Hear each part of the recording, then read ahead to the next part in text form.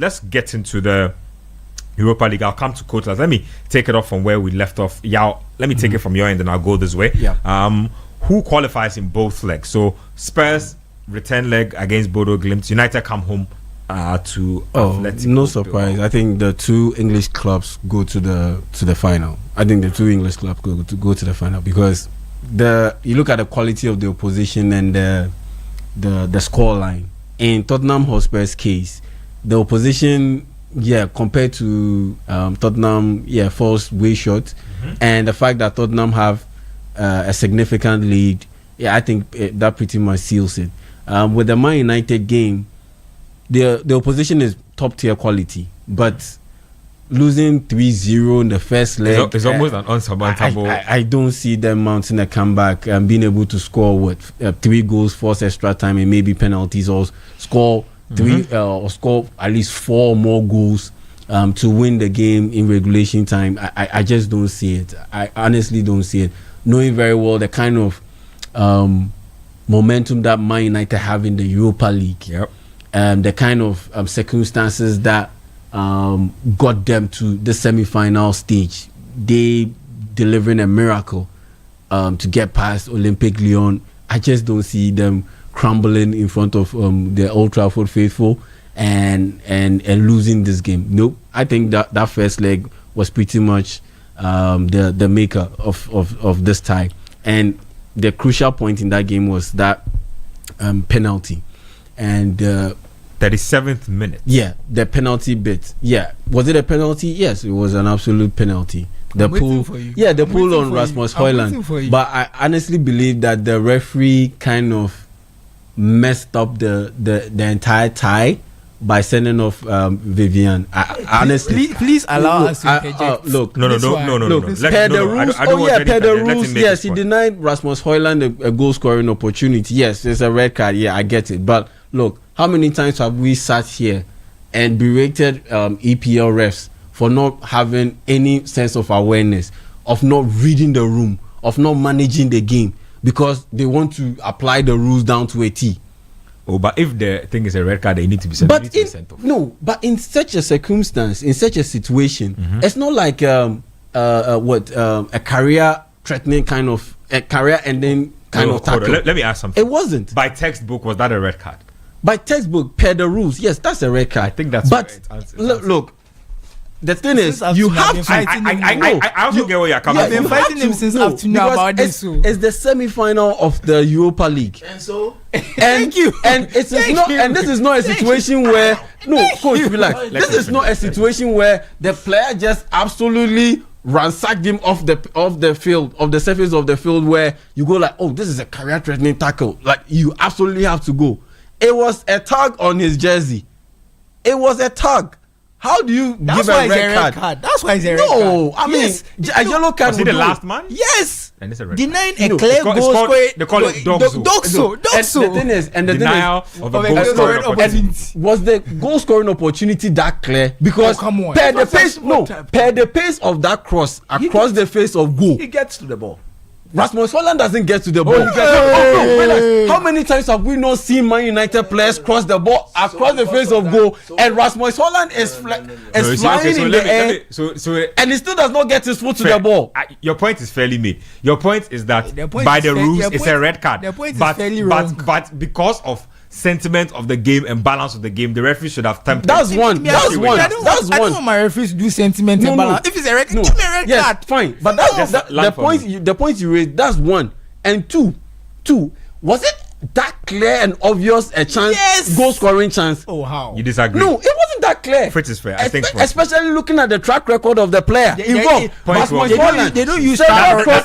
They don't use track record of players. Several crosses have been delivered to Rasmus Højlund. It's fine, but that's an outlier. They don't use track record to make decisions. But the main point is, was it that clear and obvious a goal scoring chance? It wasn't. Oh, how? That's your how? It wasn't. Anyway, the guy was in the 6-yard box. They've played the ball across almost 6. It's not like he's even at the penalties. It was 6-yard box. So as in, it's harder to miss than to score. They pull you, and I think it's not a clear chance. Oh, how? The way he threw his leg. Wow. Anyway, it was clear that he wasn't going to raise the ball. It's fine. It's fine. You made your point. Let me take thoughts from. So are we all agreeing that? Are we all agreeing that Spurs and United are making the final? Oh, Spurs, yeah. No, I always say I'm not confident on Spurs. No. They've won 3-1, but you're not confident. No, it's important. What do you mean? Okay, hold on. One person at a time. No, I'll go. Bodo Glimt are very good at home. Because first of all, they play on an artificial pitch because they're in the Arctic Circle. So a lot of teams go there and they have difficulty because they are not used to playing with Bodo Glimt. It's a different experience. And it's Spurs. Thank you. As they always look, it's even in the English. Spurs are so bad. They're in the English dictionary. Spursy. It's an adjective. Go and look in your dictionary. Spursy and see what they say. Well, I'm telling you. I need to look that up. Anyway, so you think so that? No, actually, it's not Spurs. It's like when you Google lackadaisical. Yeah. The first example they give is Spurs' lackadaisical approach in the second half led to their. Yeah, that's actually what it is. So it's not Spurs that's in there. It's lackadaisical. So like I was saying, how can that be associated with your club? The word lackadaisical. Come on. So yeah, they are not home. They should, if they were a serious team, they'd be home and safe. But you never know with Spurs. But I still think they are favorites. But we have to be worried. Yeah, they are favorite. But I cannot emphatically say they will go through because if you look at the throughout this competition, Bodo Glimt, isn't it? Yeah. They've had some decent home form. Yeah. The records are there for everybody to see. Surprisingly, they don't score less than 2 goals at home. And like Susu rightly said, it's Spursy. As for the Man United game, yes, Amaroon have said it's not over, but tactically it's over. Unless there's another red card to United to get Athletic. The Athletic themselves, they were too chaotic yesterday. What was that? It's a semi-final game. They have a full house. That was what caused them. They are eager to impress because the final is out. Unfortunately, normally when the final is at your home, you normally don't even get a chance to play. I know, right? And even when you get the last time, I stand to be corrected on this, where the final was at the home of a team was when Chelsea won the Champions League against Bayern Munich. Bayern played in the final all right, but they lost. United obviously will be in the final. And I think be it Spurs or Bodo Glimt, United will win the cup. Because if it's Spurs, look, they've not been there before. They don't know how to win such cups. They won't win it. So just to give you an example of what I'm talking about Bodo Glimt. Yes. They've won 1 away game in the Europa League this season. Just one away. Just one. It is their whole form that has gotten them. And the 1 away game they won was against Braga in October, and Braga had a red card. That's it. Every other time, it's like they lose maybe 1-0 at home, then they win 2-0 at home. They lose 1-0 away, 2-0 at home, that kind of stuff. So away from home, very confident team at home. Away from home, they were never going to win that game. So even Spurs, that last goal they've conceded to make it 3-1 could be their undoing. That could be their undoing. Because like Coach rightly said, Bodo Glimt, when they're at home, they score. Because they beat Lazio 2-0 at home. They beat Olympiacos 3-0 at home. They beat 25-2. Hey! At home, they normally don't score. They beat Besiktas 2-1. Wow. They beat Tel Aviv 3-1. Which other team have they played in the Europa League? Yeah. I see. Pretty impressive home record. So they beat Porto 3-2 at home as well.